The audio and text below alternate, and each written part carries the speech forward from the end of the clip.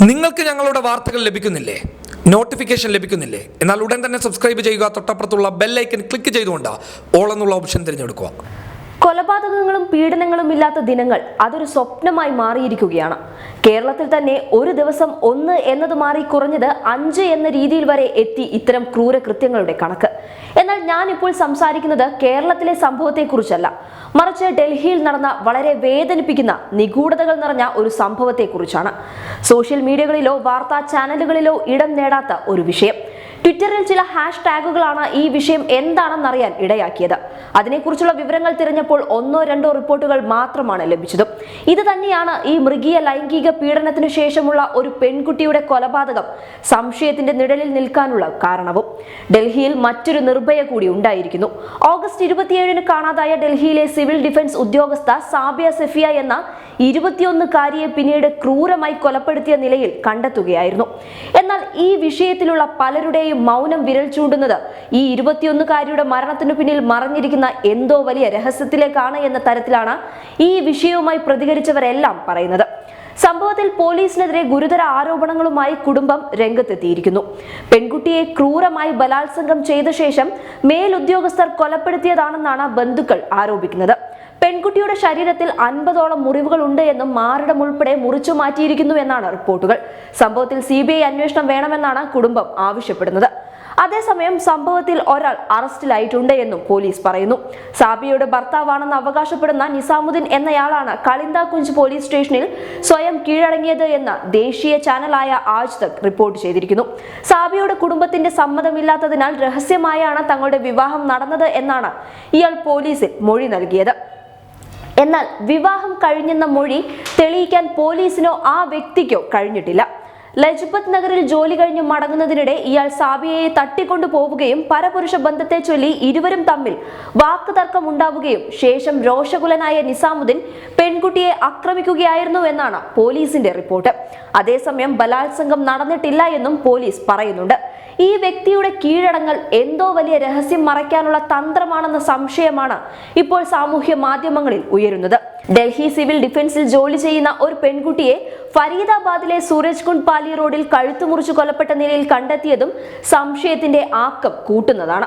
എന്നാൽ പെൺകുട്ടിയെ കാണാനില്ലെന്ന് പറഞ്ഞ് പരാതി നൽകിയിട്ടും പോലീസ് തിരിഞ്ഞു നോക്കിയിട്ടില്ല എന്നാണ് ബന്ധുക്കൾ ആരോപിക്കുന്നത്. പിന്നീട് ബന്ധുക്കൾ തന്നെ നേരിട്ട് തിരച്ചിൽ നടത്തുകയായിരുന്നു. അവർ വിവാഹിതരാണ് എന്നതിന് തെളിവുകളൊന്നുമില്ല. അവൾ ഞങ്ങളോട് ഒരിക്കലും അങ്ങനെ പറഞ്ഞിട്ടില്ല.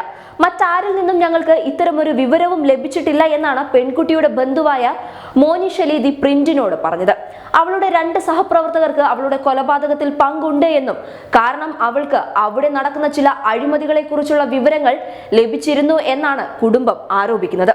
കോടിക്കണക്കിന് രൂപ സൂക്ഷിച്ചിരിക്കുന്ന DM ഓഫീസിനുള്ളിൽ ഒരു രഹസ്യ ലോക്കപ്പിനെ കുറിച്ച് സാബിയ തന്നോടും അമ്മയോടും പറഞ്ഞതായി അവളുടെ പിതാവ് സമീദ് അഹമ്മദ് പറഞ്ഞതായും റിപ്പോർട്ടുകളുണ്ട്. സംഘവിഹാർ പോലീസ് സ്റ്റേഷനിൽ ഉദ്യോഗസ്ഥർക്കെതിരെ നൽകിയ പരാതി സ്വീകരിക്കാൻ വിസമ്മതിച്ചു എന്നും കുടുംബം പറയുന്നു. രാജ്യ തലസ്ഥാനത്ത് ഒരു സിവിൽ ഡിഫൻസ് ഉദ്യോഗസ്ഥ ക്രൂരമായി ബലാത്സംഗം ചെയ്യപ്പെടുകയും കൊല്ലപ്പെടുകയും ചെയ്തു. BJP നിയന്ത്രിത ഡൽഹി പോലീസ് ഇക്കാര്യത്തിൽ നിശബ്ദത പാലിക്കുകയാണ്.